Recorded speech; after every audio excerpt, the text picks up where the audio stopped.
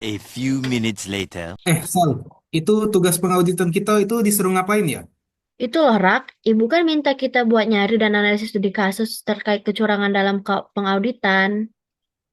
Itu bisa kasih gambaran nggak sih tugasnya itu gimana? Nah, betulan banget nih ya. Sebelum aku ngechat kamu tuh, aku udah ketemu video singkat tentang pembahasan pembahasan kasus tentang Troll Dodgers itu. Bentar deh, aku play videonya ya.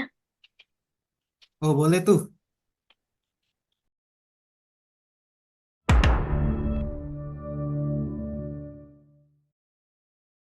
The Trolley Dodgers, a range of fraud detection tests in the payroll system of a baseball team. Over the following years, the Dodgers would have considerable difficulty competing with the other baseball teams in the New York City area. Walter O'Malley, the flamboyant owner of the Dodgers, saw an opportunity to introduce professional baseball to the rapidly growing population of the West Coast. More important, O'Malley saw not only for his work ethic, but also for his loyalty to the club and its owners. The Dodgers trusted him, and when he was on vacation, he even came back and did the payroll. Unfortunately, the Dodgers' trust in Campos was misplaced. Nah, jadi gini Rak, maksudku kan soal kasus Troll Dodgers itu tuh kelihatan banget tuh gimana audit tuh sebenarnya bukan cuma untuk ngungkap masalah, tapi juga untuk nutupin masalah tersebut. Jadi aku ngerasa kayak kita bisa nih ngejadiin ini salah satu kasus audit yang bakal kita bahas. Iya ya, aku juga kepikiran sama hal ini. Kasus ini nih cukup mengkhawatirkan sih. Di luar negeri itu isu seperti ini nih bisa sampai menyebabkan manajemen itu digulingkan. Nah, menarik juga kalau kita gali lebih dalam dan jadikan studi atau bahan presentasi terkait kasus ini. Nah kan, aku juga setuju.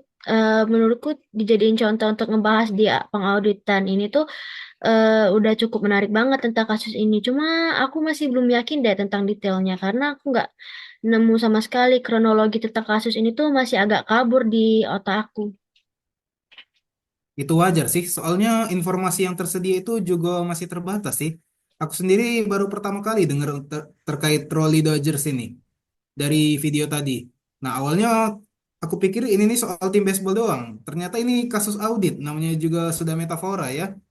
Iya lagi, aku juga sempat mikir ke arah situ, tapi kayak pas aku nonton tuh istilah trolley itu lebih ke simbolik deh kayaknya.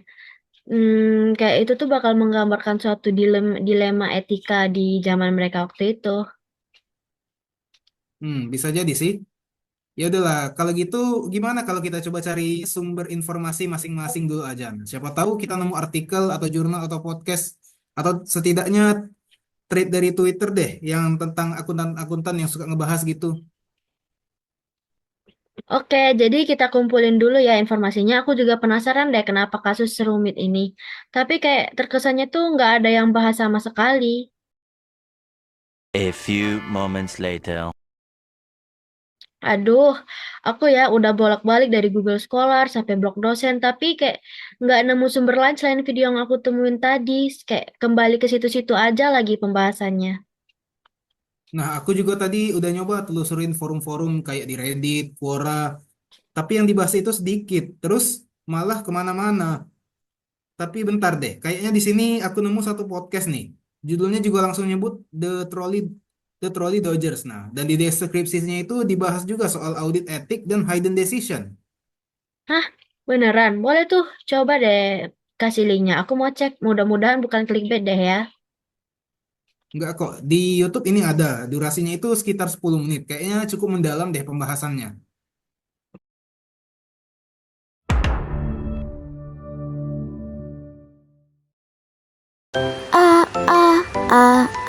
Audit dulu. Ngobrol seru tentang audit. Hey, selamat datang di podcast Ngaudit aja dulu. Tempat bahas audit dengan cara ringan, lucu, tapi tetap logis. Nah, hari ini kita bakal kulik satu kasus audit unik dari tim baseball legendaris, The Trolley Dodgers. Tapi bukan bola yang di dodge, melainkan sistem kontrol internal. Nah, kita juga udah kedatangan dua narasumber kece yang siap ngebongkar semua kejanggalan di balik selip gaji fiktif. Yuk langsung aja. Pertama ada Kak Windy, calon auditor masa depan nih. Ada yang pernah bilang slip gaji bukan buat dibagi dua, apalagi sama pegawai fiktif. Gimana nih tanggapan dari Kak Nugi mengenai statement ini? Iya benar banget tuh. Nah slip gaji aja dibagi dua, terus kita dapat apa? Nggak dapat apa-apa kan, cuma dapat hikmahnya aja dari kerjaan kita. Setuju banget nih. Dan satu lagi teman-teman, kita udah ada Kak Nimas, calon auditor kita juga nih. Pernah ada prinsip yang pernah kita pelajari di pengauditan yang pernah bilang jangan kasih satu orang kendali penuh. Nanti dia lupa kalau dia manusia bukan Tuhan. Iya benar banget dong, karena audit itu kan teamwork. Jadi kalau semua itu dikasih satu orang, nanti dia bukan kepala penggajian lagi, tapi kepala semuanya. Jadi kayak berasa memiliki segalanya, dan itu nggak bagus untuk perusahaan. Wah, opininya bagus banget ya teman-teman. Kalau gitu kita langsung mulai aja nih ke Kak Windy. Boleh dong Kak Windy ceritain tentang kasus ini ke kita semuanya? Oke, baik. Jadi ceritanya tuh gini, si Campos ini bekerja di Dodgers. Nah, pada awalnya tuh dia ini biasa aja. Terus lama-lama dia naik jabatan sampai dia tuh jadi kepala payroll. Tapi dia ini pakai kekuasaan itu untuk ngelakuin hal yang ya kurang kompeten. Terus dia tuh juga terkesannya curang nih dalam pekerjaannya, dan juga dia tuh bikin sistem penggajian sendiri. Sama dia tuh cuman dia yang ngerti sistem ini gimana cara jalaninnya. Terus dia juga masukin nama-nama pegawai fiktif, terus nambahin jam kerja orang lain. Terus juga duitnya tuh kemana? Ya diambil setengahnya sama dia. Beneran pinter banget si Campos ini dalam permainan curangnya itu. Berarti si Campos ini kayak developer game. Dia bikin sistem, dia yang main, dia juga yang curangin sistemnya. Terus ketawanya ini pas dia sakit ya? Bener-bener. Nah itu ironis ya, karena ketawanya pas sakit. Pro juga ini ketahuan gara-gara ini. Gara-gara apa Gus ya, usus buntu. Jadi pas dia nih cuti, orang lain yang megang ini payrollnya dia, baru dia ketahuan ini apa kecurangan dia itu yang semuanya. Oh berarti usus dia buntu, tapi jalan masuk duitnya lancar ya. Nah Kak Nimas, kalau dari sisi pengendalian internal, kira-kira apa yang salah dari sistem Dodgers ini? Oke, jadi aku jelasin dikit ya. Jadi yang pertama itu semua kontrol ada di satu tangan. Itu kan bahaya banget ya. Bayangin kalau satu orang pegang semua login, data, profile, itu kan bukan kayak kalau officer lagi. Itu kan kayak boboiboy gak terus membuatkan di satu orang, terus nggak penyelesaian tugas. Nah itu tuh harusnya ada yang input, ada yang organisasi, ada juga yang review. Kalau di sini kan semua itu dia yang kerjain kan. Jadi kayaknya kalau bisa malah dia juga yang tanda tangan sendiri sambil lenggahin lagu, kan? Ya kan? Iya benar banget.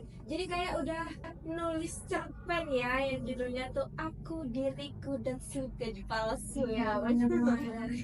Nah kita lanjut ke Kak Windy nih. Kalau kamu jadi auditor Kak, langkah apa yang mungkin bisa kamu lakuin biar fraud ini ketahuannya lebih cepat gitu? Dari aku sendiri itu ada beberapa hal sih. Contohnya seperti yang pertama itu ada verifikasi pegawai aktif. Nah pastiin semua nama di payroll itu beneran ada, bukan kayak Mas Logoib ya yang ada absennya tapi nggak ada manusianya. Nah terus yang kedua itu ada analisis tren gaji. Nah kalau OB itu dapat gaji 30 juta per bulan, itu bukan loyalitas ya, tapi tidak aja Mungkin ya Kak. iya benar.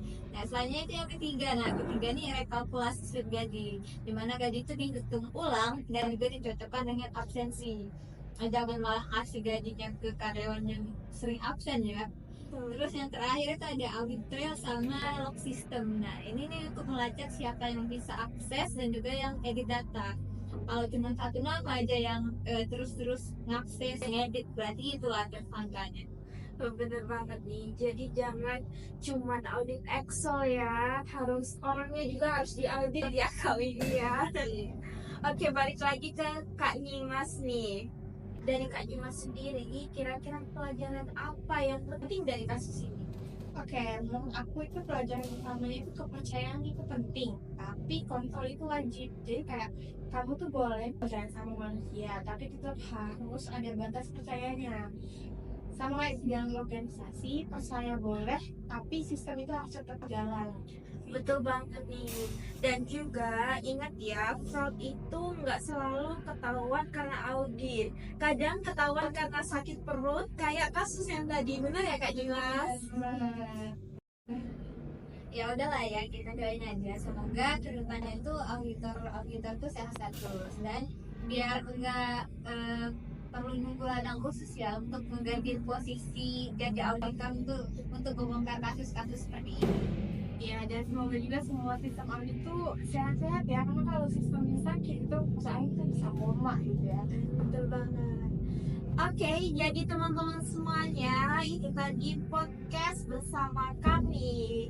Nah, podcast ini bukan cuma seru, tapi juga banyak sekali makna yang bisa kita ambil. Makasih banyak juga buat Kak Windy, buat Kak Dimas yang telah bergabung pada hari ini. Semoga nanti pas kalian jadi auditor, gajinya real ya, nggak dibagi sama orang-orang fiktif kayak kasus tadi.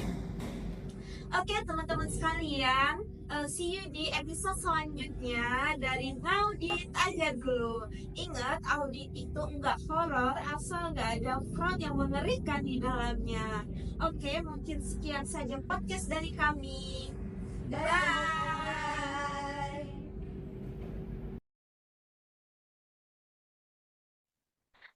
Podcast tadi bagus ya, santai tapi isinya berbobot banget, jadinya nggak ngantuk. Oh iya ya, kukira awalnya itu bakal kayak kaku dan serius, tapi ternyata pembawaannya itu ringan dan bahkan lucu juga ya. Tapi semua poin-poinnya itu tetap tersampaikan dengan jelas. Iya lagi, apalagi ada bagian yang payroll jadi payroll itu cukup kocak sih. Tapi kalau dipikir-pikir, lucunya ini agak pahit-pahit gitu ya, karena hal ini tuh benar-benar terjadi di dunia nyata. Setuju sih, analoginya yang mereka pakai itu juga ngena banget sih, kayak yang OB digaji 30 juta, terus bilangnya itu bukan karena loyalitas, tapi malah keajaiban. Aku sampai balik dengerin 2 kali loh itu. Terus yang paling berkesan untuk aku sih yang mereka bahas soal pentingnya sistem yang tetap berjalan meski kita percaya sama orang itu dalam banget dan relevan nggak cuma buat audit tapi juga buat kehidupan kita loh. Betul, soalnya kalau di dunia kerja sistem yang longgar itu rawan disalahgunakan, apalagi kalau hubungannya antara orang terdekat bisa bisa aja ada yang ditutupi. Itu juga bahaya banget sih karena sistem itu kan fungsinya tuh bukan buat mencurigai tapi kayak supaya ngejaga karena supaya semuanya tuh bakal tetap berjalan secara aman. Tadi di podcast itu kan ada yang ngomongin soal sistem kontrol internal audit. Itu apa sih? Bisa bantu jelasin nggak? Oh, itu. Sini aku bantu jelasin. Nah, jadi yang pertama itu ada istilah dari Troy Dodgers. Mungkin kamu tuh setelah nonton podcast ini tuh masih bingung apa sih The Troy Dodgers. Nah, di sini aku kasih tahu kalau istilah dari Troy Dodgers itu dilekatkan pada klub baseball di Brooklyn karena adanya jaringan tram atau trolley cars yang rumit dan padat yang melintasi wilayah tersebut. Nama itu kemudian disingkat jadi Dodgers pada tahun 1890-an yang jadi julukan populer. Nah, Troy Dodgers itu tuh ini jadi faktor yang paling penting di kasus audit yang kita bahas ini. Mungkin kayak pilar utama dari kasus ini. Nah, selanjutnya itu kamu tuh mungkin agak bingung di bagian sistem kontrol internal audit ya. Nah, ini tuh salah satu istilah yang umum. Sistem kontrol internal audit itu adalah mekanisme dan prosedur yang dirancang oleh manajemen untuk memastikan bahwa operasi perusahaan berjalan dengan efisien, aset terlindungi, laporan keuangan akurat, dan kepatuhan terhadap hukum serta kebijakan perusahaan terjaga. Nah, secara singkat, fungsi utamanya itu mencegah dan mendeteksi kesalahan atau kecurangan, menjaga keandalan informasi keuangan dan operasional, dan memastikan kepatuhan terhadap aturan dan regulasi. Di kasus ini, audit yang dilakukan itu di audit internal kontrol yang berperan menilai apakah sistem ini tuh efektif. Jadi kayak memberikan suatu kejelasan dari sistem kontrol ini dan memberikan rekomendasi perbaikan apabila ada kelemahan di sistem ini. Nah, di kasus Troll Dodgers ini tuh merupakan suatu hal yang cukup penting dan salah satu selain dari timnya tersebut, pilar yang penting yang diselidiki oleh kasus ini. Nah, tadi kan di podcast tuh ada disinggung nih tentang kenapa sih sistem pengendalian internal itu nggak boleh dipegang oleh satu orang. Ini tuh awalnya dilakukan oleh si Campos di Troll Dodgers ini yang akhirnya jadi salah satu masalah utama dari kasus ini. Nah, jadi dalam sistem pengendalian internal audit itu peran pentingnya itu menjaga transparansi. Nah, karena itu penting memastikan bahwa proses audit itu tidak bergantung pada satu orang supaya tidak dimanipulasi. Jadi kayak memberikan kendali penuh pada satu individu dalam sistem audit itu bisa menjadi sumber kelemahan yang membahayakan integritas perusahaan. Nah, ini kan sudah terbukti dari kasus yang kita bahas, yang dibahas oleh potensi itu tadi kan. Nah, tapi kalau cara lebih lanjut itu alasan-alasannya itu kayak meningkatkan risiko kecurangan, tidak ada mekanisme saling cek, kesalahan bisa luput tanpa koreksi, melanggar prinsip pemisahan tugas, dan sistem jadi bergantung pada orang. Nah, jadi kalau di yang terakhir itu sistem tergantung pada orang itu jadinya sistem pengendalian internal di Troll Dodgers ini jadi bergantung pada si Campos yang akhirnya dapat menjadikan kasus audit di Troll Dodgers ini terjadi. Oh, jadi gitu ya. BTW, ini tugas analisisnya kapan dikumpul ya? Deadline-nya sih 2 hari lagi. Oh, kalau gitu berarti gampang. Berarti aku masih punya banyak waktu buat santai-santai.